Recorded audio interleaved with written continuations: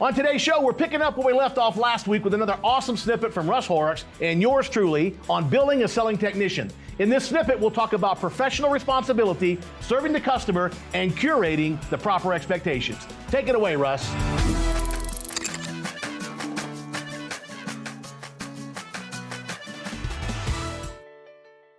So many people I find don't work at their craft. They just repeat it day after day, and I understand it's a grind. You know, I get the benefit of working on my craft every day because I teach it. So I get to study it. That is my job. I know that you have to live in it, and it can be a grind. It can be exhausting. I know. I've been out there with you guys. One of the things I love about what I currently do is while I do training and speaking, I have about 10 full-time clients. I get to run calls. I probably run 20 to 40 calls every month with technicians and salespeople. So I've been in homes with you guys. I've had 12, 14-hour days with you guys. Running these calls. And I know it can be exhausting. I know it can be tiresome, but don't deny yourself the chance to grow. That personal growth is so rewarding. And it's so neat to see people change their lives, just drastically change their lives because they simply changed their behavior. They decided that they were going to take this opportunity and make something special of it. And that to me is a really exciting thing to witness. And every one of you is capable of doing that. And one thing I want to kind of point back to talking about trying to be the best at whatever we're doing. And to me, I think perhaps the most important part of that is that we are forming habits. Every day we're forming habits. And if we don't have the position necessary that we want, and we're putting in a minimal effort, thinking that when our condition changes, our position changes, we'll put in a better effort, you're fooling yourself. It doesn't work that way. You're building habits today that will carry you throughout your life. And those habits will be either failure-based or success-based. So you have to decide, what are you doing for you, for the people that you love, and why are you doing it? So hopefully you can find motivation somewhere in there where you'll be wanting to put a little bit of time in every day to work at your craft. It could be 5, it could be 10 minutes. It doesn't have to be a lot of time, but just put a little time in every day, and you're going to see some pretty exciting growth. But why is change so hard? I think, to talk about change, the need for change, to talk about new concepts or idea, we need to put a little time into why change is so difficult. There's a few reasons for that. Some of it is physiological. Our brain's primary function is to protect. And quite often when we try to make a change in something, we're uncomfortable. And the brain looks at that as a danger. The brain's like, whoa, this is not comfortable. This doesn't feel good. And the brain tries to shut that behavior down to try to get you to go back to what you'd always done, where you were comfortable. So in some ways, we have to kind of hack our brain, hack our physiology, hack our nature, and tell that brain just to quiet down. It's okay. It's worth it. We're going to be uncomfortable. We're going to work through this. So how can you intentionally overcome the brain's desire to have you avoid the pain of change? Well, there's some good books out there to help you do that. Weldon's written a lot of books and has a lot to say on this topic. There's a great book by Carol DeWitt called The Mindset. There's a lot of great research done on how humans make changes. And the big part of it's focused on our internal thoughts. The strongest voice in anyone's life is their inner voice. It speaks to us 24 hours a day, and it is the most important voice in our life. And we have to learn that we have to have thought discipline. We have to learn this thought consequence. I hear people all the time say, I can see someone's having a bad day, and I'll say, hey, what's going on today? And they're like, nothing. I'm like, well, clearly something's going on. I'd love to talk to you about it. And they're like, no, it's no big deal. And their attitude is, I'm not hurting anybody because I'm not talking negatively to my teammates, but they're hurting the most important person in their life, and that's themselves. And they're entertaining these thoughts, and they don't realize how severe the consequences are. It's not easy. Anyone can be negative. Every one of us can do that at the drop of a hat. It's really super easy to be negative. It takes someone special to not be negative, to find in the most difficult circumstances how to be positive, and how to find a way to navigate those difficult times to get through that as painless, to minimize the pain as much as possible and maximize the lessons learned and to move on. So I bring this up because we all have to learn thought discipline throughout our lives. I think about the way I thought as a young 20-something, as a mid-20s, as a young 30s, and my 40s, and now in my 50s. It's completely different how I thought over the course of the last few decades. And I wish right now I could take my thought process and go back and give it to my 22-year-old. That would be an amazing thing, and how much further along I could have been. But we all have to learn thought discipline. There's just no way around it. And we also have to understand how severe thought consequences can be. So there's a powerful way to look at how we change. Many psychologists have talked about this forever. Michelle May, I like the way she simplifies it. She calls it TFAR. I mentioned Carol Dweck. She writes a really good book called The Mindset. It's a great way to talk about how we have a growth mindset or a fixed mindset. But Dr. May, she talks about simple relationship, and Weldon's brought it up earlier today. Just the relationship of thoughts, feelings, actions, and results. Anytime I've ever tried to change the actions without the thoughts that produce them, I wasn't successful or wasn't sustainable. Those same thoughts would creep back in, the same feelings would creep back in, the same behavior would creep back in, and I got the exact same results I got before.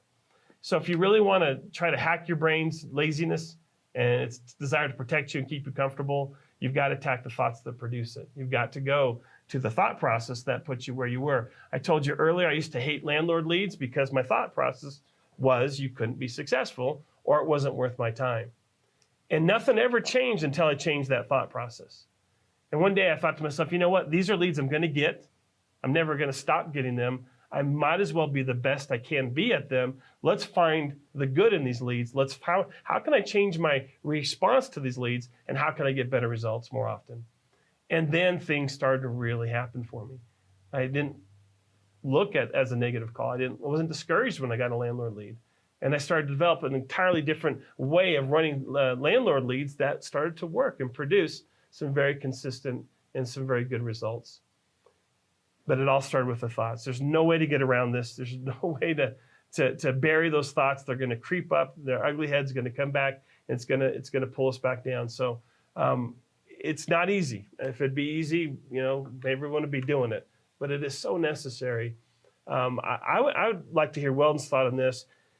If you look at people that have accomplished great things, amazing things throughout the history of humankind, currently and past, how significant would you say this is probably to their success?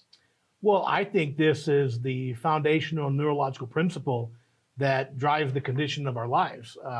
Ironically, in The Power of Consistency, a book that I wrote a number of years ago, deals with this topic specifically.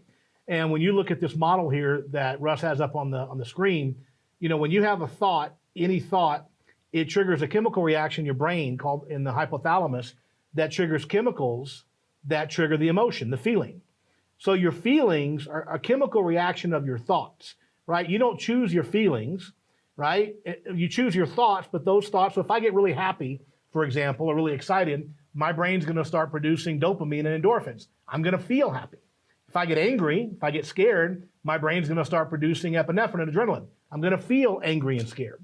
So your emotions are a reflection of your thoughts, right? And those emotions, those feelings obviously drive your behaviors, which drive your results. So the foundation of all of it are the thoughts. Neuroscientists estimate that we have 30,000, I've read, individual thoughts per day, decisions, small decisions, right? Those thoughts are driving emotions, driving actions, and driving behaviors. But human beings, we, out of sight, out of mind. We understand the results and the actions because we can see those. The thoughts and the emotions are invisible, right? So we don't pay as much attention to them. So as humans, we do this backwards. We say, okay, I want a new result. I want a new sales result. Okay, what have I got to do? Well, I got to start running my leads better. I got to start building relationships and doing all the stuff that Russ taught me to do. And then you stop. And you're trying to drive new actions and new results out of a mind full of old thoughts and old emotions. Well, eventually those old thoughts and emotions are going to rule the day, right? Fundamentally, we're going to fall back on those. So what I tell people, if you want temporary change in your life, focus on your actions. If you want permanent change, you got to focus on your thoughts. And that's the point that Russ is making here. And I just believe it's the foundation. I recognized this pattern I was in 25 years ago, sitting in a prison cell in federal prison when my dad died. And I was 32 years old. I hit this wall. My life was a complete wreck. And I was in the penitentiary. I'd already done it 6 years. I had 7 years left to go. And I devoted my life to studying this mindset issue. And it changed everything in my life. I tell people, I changed one thing. I changed how I thought. As it turns out, that was the one thing that changed everything, right? And I walked out of prison 7 years later. And I kind of mentioned the story. I got a job in the HVAC industry, started building my own companies, writing books, etc. It all changed. I didn't get any smarter. I didn't get any luckier. I damn sure didn't get any younger or better looking. The only thing I did was change how I think, and that changed everything in my life. And here we are all these years later. It's hard for people even to recognize, that was my life, 13 years in prison, homelessness, being broke, being a knucklehead, and my life today. And it's all because I changed those fundamental thoughts. Last thing I'll say about this, Russ, is that it's really important that we all understand that our actions and our feelings are based on those thoughts. If you understand how this neurological wheel works, the actions and the feelings are based on the thoughts, even if the thought is wrong. Now, you can believe something completely false. It will drive very real emotions and feelings, very real actions, and very real results. So this is why we have to make sure our thoughts are accurate. You mentioned earlier, Russ, that when you change your thoughts about dealing with realtors and property managers, right? Well, the old thoughts that these leads suck, I don't want to run these. Well, what emotions came from that thought, right? Really depressing, not very productive emotions. What actions came into play when he was dealing with a real estate agent? What kind of effort or lack of effort? Exactly, right? And then the results were a self-fulfilling prophecy. But when he shifted his thought, like, hey, these are opportunities. I'm going to learn to be the best I can be with these types. That changed new emotions. That drove new behaviors. That produced very positive results. Reinforced the new thoughts. We're all self-fulfilling prophecies, for better or for worse in life. Yeah, I love it. Thank you. Well, I think we bring this up because you're here spending time with us. And our hope is that you're here because you've identified that you want to be better at what you do. Whether you're the top already, you still have growth. Whether you're just new to the industry and learning this for the first time, you have growth.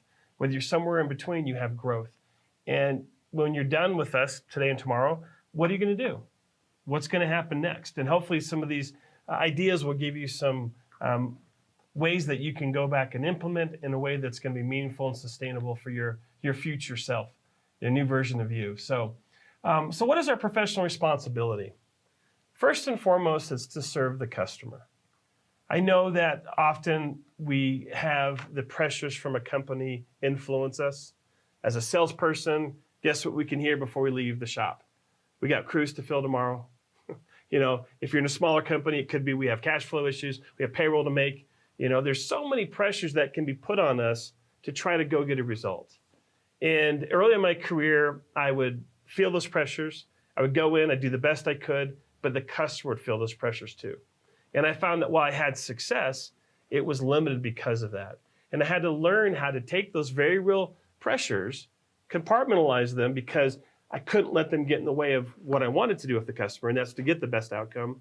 And when I started to learn the thought discipline of that process, I could go into a home and never minimize or reduce my chances for success. And I found I had so much more.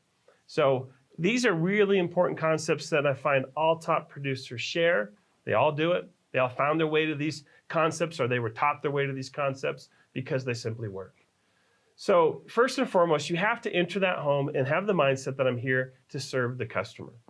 If you have any other thought when you knock on that door, it will betray you. It will get in the way because that thought will manifest in how you feel and how you behave, and the customer will see it.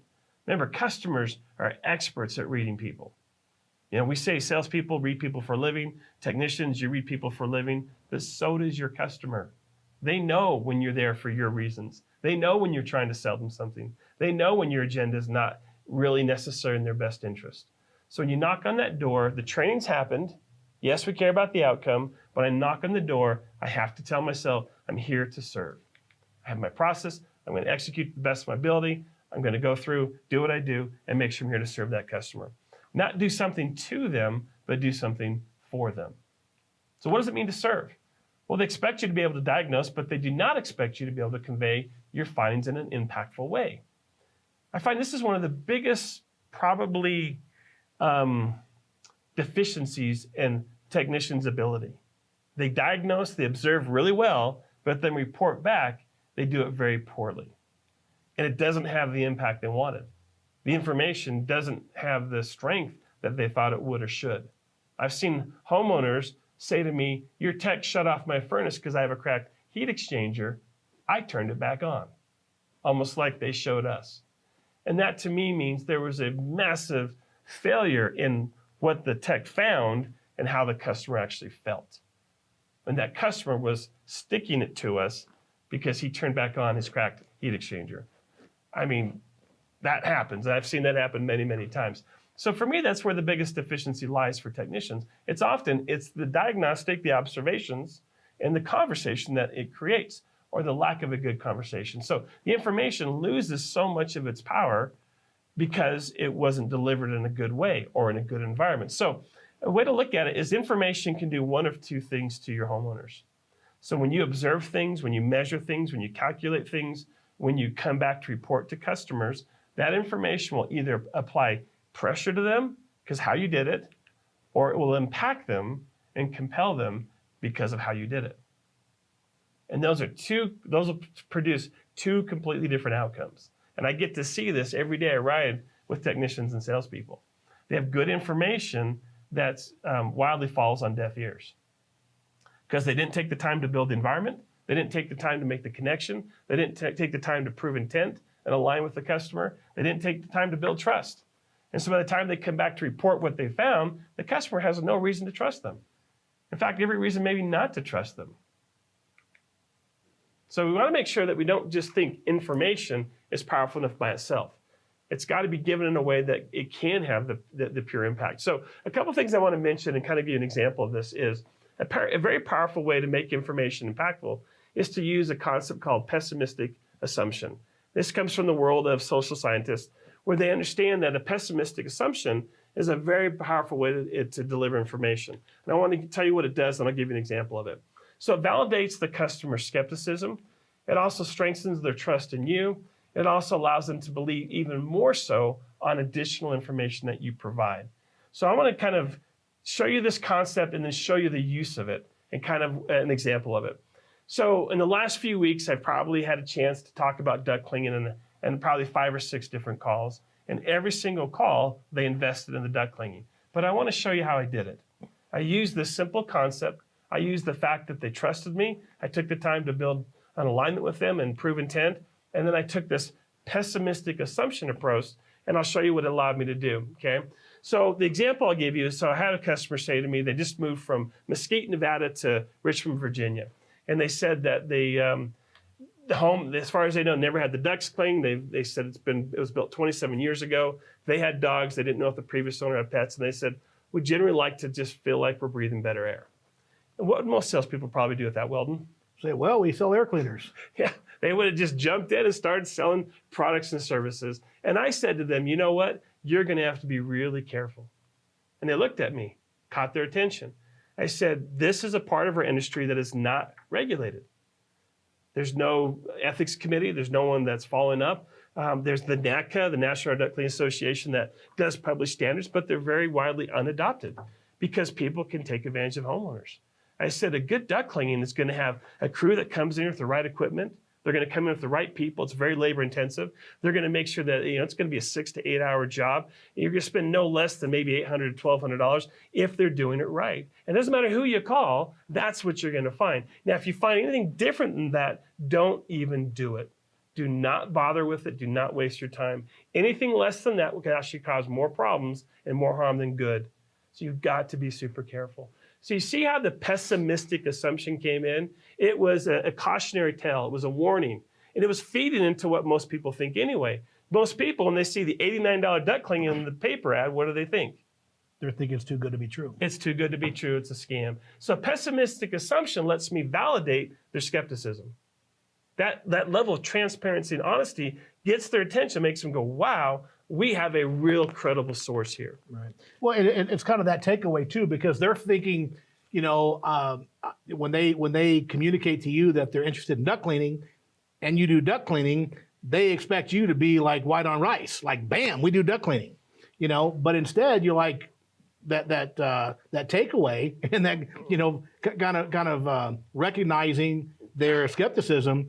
It's almost like, now I got to lean in. Like, what? You're taking it away. Like, I'm really leaning in. You're like psychologically, emotionally, like I'm leaning in and paying more attention. That's powerful stuff. And I didn't even say we did duct cleaning. I started with, you got to be careful. Right. And these are true stories. I want to say this. I had a customer the other day that responded to an $89 duct cleaning. Guess what their final bill was? $1,200. It's $1,500. And I said to the customer, holy cow, yeah, I've seen those. So if I'd have let that gone hidden, what would happen at the end when I gave a price of $1,000? Well, I could see in the paper it's $89. I uncovered that knowledge and I'm able to address it without any pressure. You know, one of the things I enjoy about doing these classes with you is that I learned so much. I've done your halo effect. I've used that to the hilt with my guys. Nice.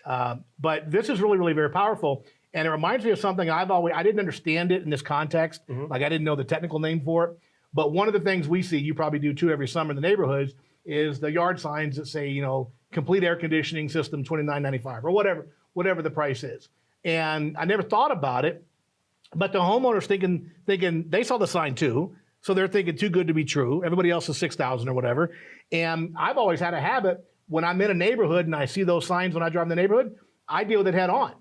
You know, I'll say, you know, it's funny, I was coming in your neighborhood and I saw these air conditioning signs for $29.95. Like, I don't know how they even do that. I mean, you know, like quality equipment, That's what materials. I was wondering. Yeah, and